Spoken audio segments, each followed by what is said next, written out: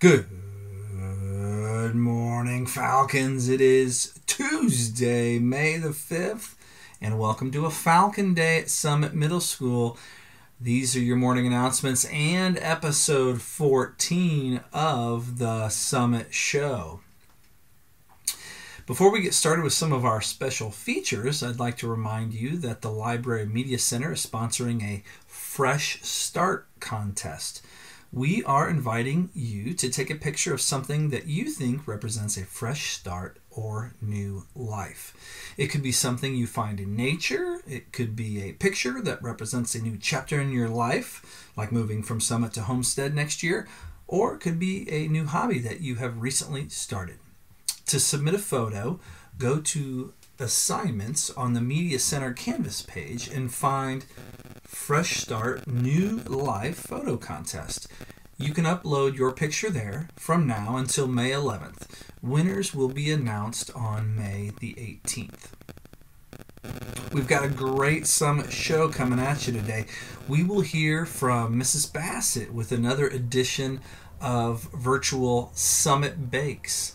Then we will transition to 8th grade Gator student Henry Loxton, who will share a parody song he wrote for music keyboarding class. Next will be another edition of Coach's Corner, this time with Mr. Mazak. And finally, Mr. Lutz will share some dad jokes of the day.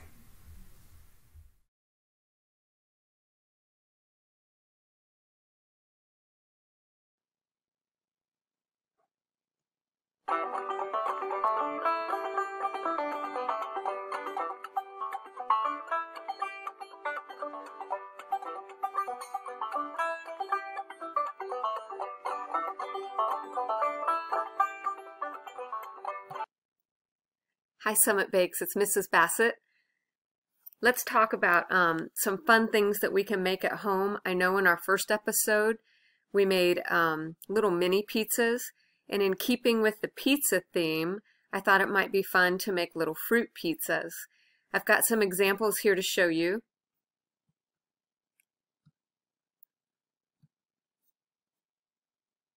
And if you take a look at the screen, you'll see all kinds of yummy fruit pizzas. As you can see, you can make them in round pizza pans. You can also make them on a cookie sheet, if that's what you've got at home. Really, anything works.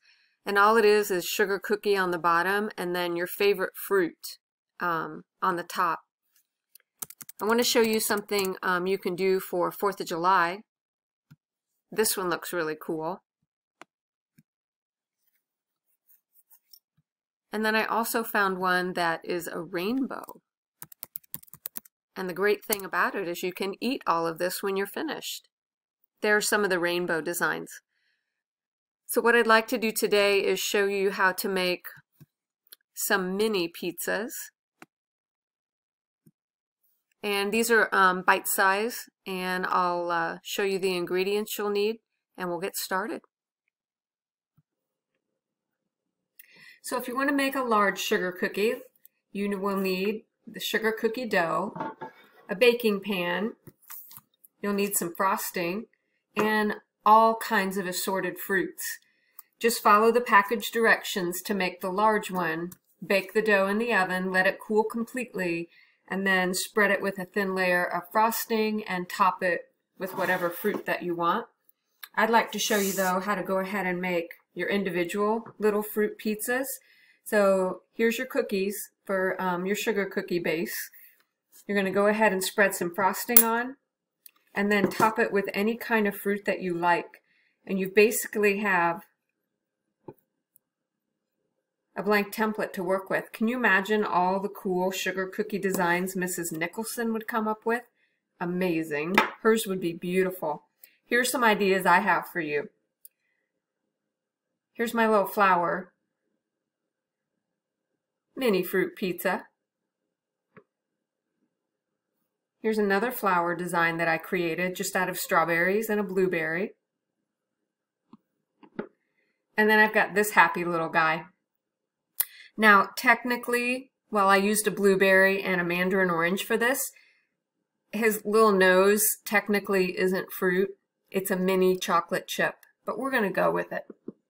So enjoy making these. Send me some pictures of what you created, and I'll see you next time on Summit Bakes.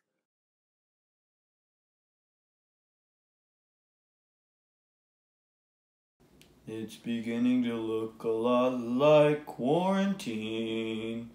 Everywhere you go, take a look at the 5 and 10. Nobody's there again. Gas prices are super low.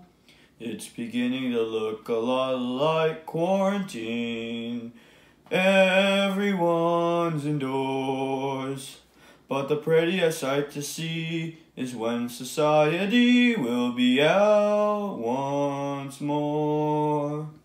A baseball bat and a ball that can hit is the hope of Barney and Ben. At the mall for a walk and sleepover talk is the hope of Janice and Jen. And Mom and Dad can hardly wait for school to start again. It's beginning to look a lot like quarantine. Everywhere you go. Close is the Grand Hotel, so is the park as well. They're doing this to keep the numbers low. It's beginning to look a lot like quarantine. Soon we all will roam, and this will happen, I pray, if you all stay right within your homes. It's beginning to look a lot like quarantine. Everyone's indoors, but the prettiest sight to see is when society will be out once more. They announced 1 week more.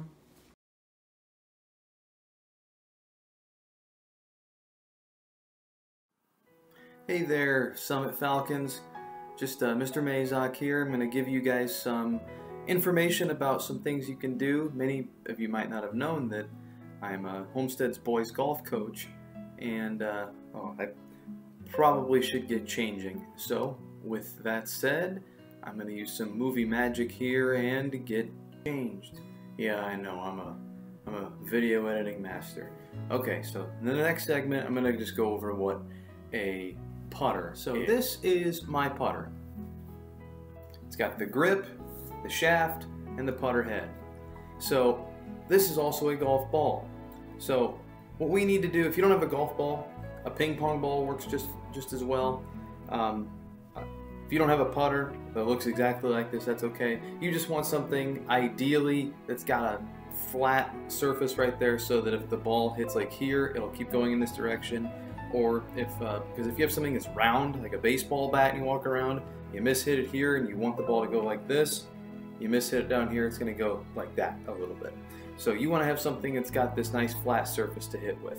So I wanted to show you guys next a couple things of how to set up. There's a couple different ways. So for those of you that are like golfing fans or are curious about golf, modern golf has gotten a little different.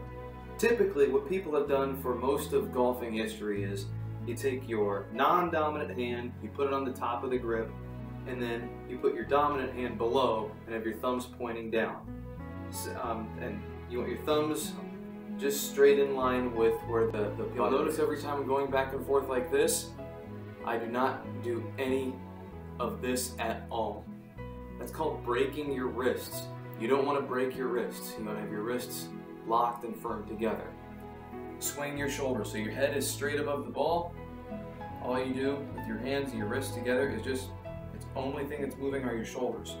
Notice my head is not moving at all. My head is staying still. You don't peek to try to see where the ball is going. Next up, I want to show you a trick to do to see if you're breaking your wrists or not. So, anyway, instead of actually hitting the golf ball, there's a drill you can do to see if you're actually breaking your wrists or not. And that is simply taking the golf ball and on your high hand, putting the ball, wedging it in between the wrist and the club head. And then as you go through your putting stroke, that ball needs to stay there. Just like that. If you're breaking your wrists, you'll see this. The ball will pop out because you did that, and it doesn't have the support against the golf ball.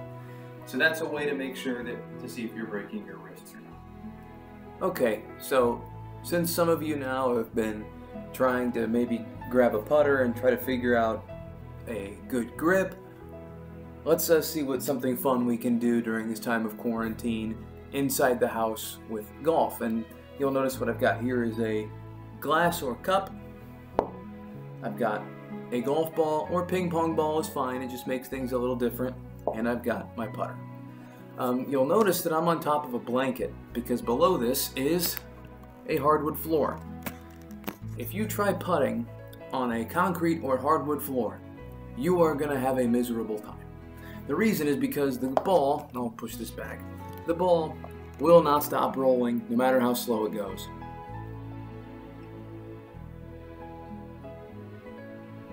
Oh, it hit my hand. And then it'll roll back. And you will not have the results you want. You want to have some sort of surface down. If you've got a carpet, if your house is carpeted, or if you're in a place that's all carpeted, you're fine. You don't have anything to worry about. But if you don't, you have hardwood, do what I did. Get a blanket or a couple blankets. The hard part then is to make sure that they're all flat and there's no ridges. If they do, that's the way the course is. Sometimes there's bumps in places and you just have to play it. So you can keep it like that or you can flatten it out. I've got the cup placed on its side, and what we want to do is putt the ball so that it rolls into the glass. Oops. Like that. That's how you say that the putt was made. If it hits the edge, nope. It's like a lip out. You're going to have a lot of those. Of course, if it totally misses, that's too bad. So here's what I'm going to do. I'm going to set up, and I'm going to try to hit a putt. And that might take me a couple takes. Start right here. And then I set up with my feet are pretty much in line with where I want the putt to go. And then I've got the putt. Usually the putter has a line on top of it, and I want that point at the target. I grab it, and I remember, don't break my wrists. Let's see if I can do this first take.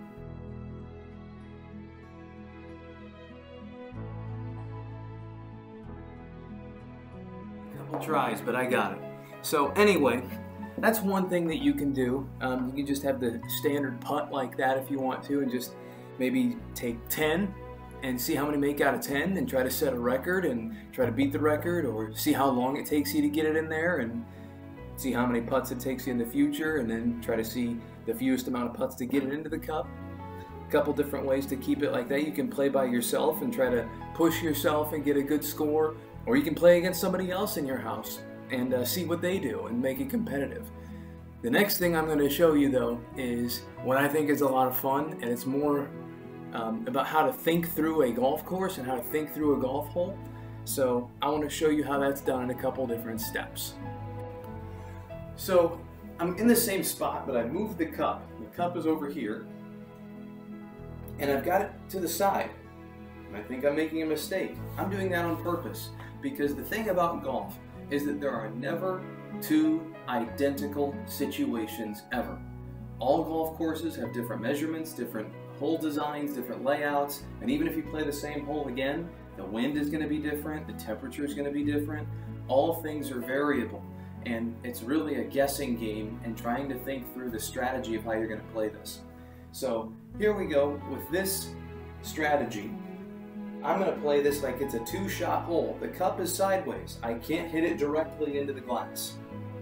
So that means I'm going to have to play my first shot out here somewhere and maybe try to get as close as possible so I can just tap it straight into the cup. Or I can play out there and have a larger opening. But here's the thing, the first putt that I hit out here, I've got to make sure I hit it the right speed. Because if I hit it too far from here, it's going to roll all the way out here, and I'm going to have a terrible angle. If I hit it too short, I'm going to have a terrible angle. So I've got to have it right in the perfect sweet spot straight out so that it will roll into the cup on my second putt. And if I miss on my second putt, it goes all the way back here, I don't put it back. I again have to hit the putt all the way back out there to give myself a good putt to make it in the next time. It could take you 10 hits to get the ball in the glass. It could take you 20. It could take you 2. So this is one way of having a variant to make it a little bit more interesting. 1, turn the cup to a different angle. And then you can get really creative on how you want to hit the next shot or what other obstacles that you put in the way. So let's take a look and see how this goes for me.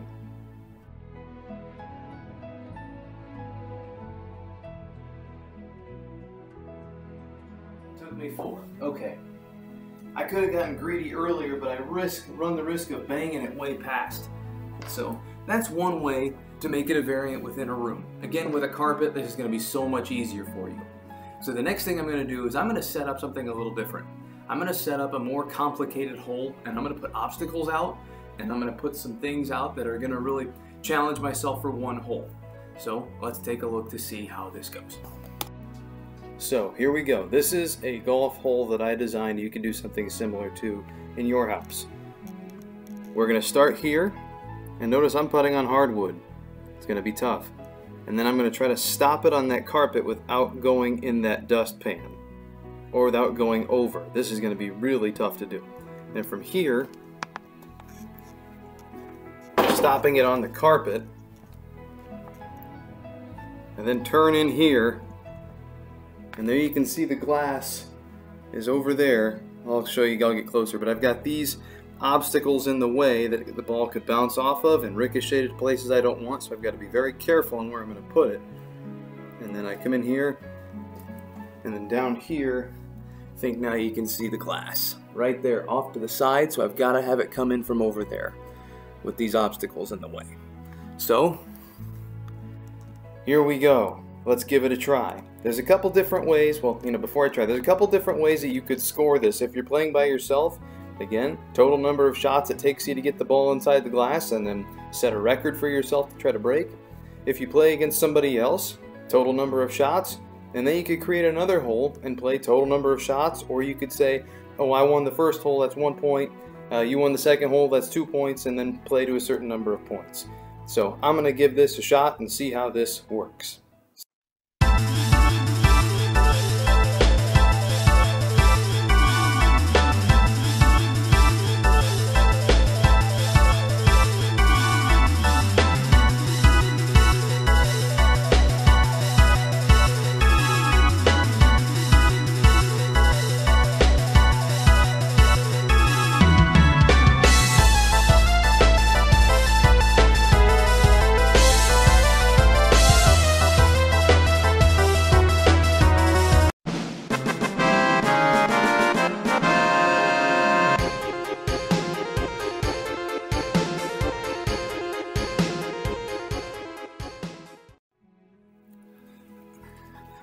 That was actually pretty good. I'm impressed. I thought that was going to take a lot more, but that's just how the game goes sometimes. But anyway, something came up where, let's say that you have a situation where you felt that you couldn't hit the putt because it was up against something like this. The ball came and stopped right up against something like that. There's a couple different ways you can do this. A lot of people who have played mini golf, you can play mini golf rules, which are you get to take the ball away from it for free, no penalty, and you put it the same distance of a putter head away, and you just let the ball start there then instead for free. Personally, I'm more of a traditionalist and a purist, and I would say if you aren't going to hit that shot, you've got to take a penalty because you're supposed to play it as it lies. So in this case, I would say the penalty would be a club length, meaning you can take it anywhere, no closer to the hole, and then you've got to pay a one-shot penalty, so that counts as a shot to go over to here, or a stroke, and then you got to start from over here and putt from there with a penalty.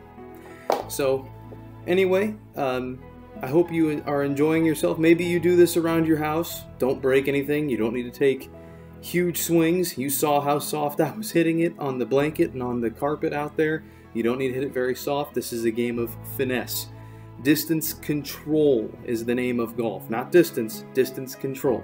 So hopefully you're having a good day. I hope you enjoyed that segment. It gave you maybe something new to do around the house for the next couple days. So I'll see you when I see you.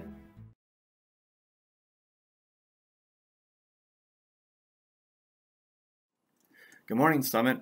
Time again for a couple of dad jokes. I have again with me this morning my son Michael, my daughter Andrea, and my son Jacob. Here we go. What did the traffic light say to the car as it passed? I don't know. What did the traffic light say to the car as it passed? Don't look! I'm changing! And what kind of tree fits in your hand? I don't know. What kind of tree fits in your hand? A palm tree. All right. See you guys.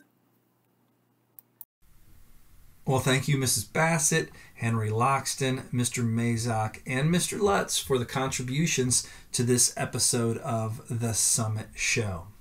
Hey, it's time for some shout-outs. We've got a unique shout-out here for you. Shout-out from Ada, Ella, and Tabby Wolf to their dog Oscar for his 3rd birthday. Happy birthday, Oscar. And then I've got another big shout out today. This one is from me to all of the Summit teachers and support staff out there. As I said yesterday and late last week, this week is Teacher Appreciation Week. So teachers, please know how much appreciation students, families, our community, and I have for you. The work you do each day is so important and valued, and please know you are appreciated. And finally, it is time for the Meaningful May Challenge for the day. Today's Meaningful May Challenge is send friends a photo of a time you all enjoyed together. Now, I do, as I have the last few times that you've seen me on video, recommend that you print, or in some way reference the Meaningful May calendar that Miss Miller sent to you via Canvas message last week, and take the challenge each day to make May more meaningful. Our next school day is tomorrow, Wednesday, May 6th, and it will be a green day. And that brings us to the conclusion of episode 14 of The Summit Show. Falcons, I do challenge you to commit to SOAR in all that you do and everywhere you go today. Be safe, be organized, be accountable, and be respectful. And let's be happy today and make it a great Tuesday.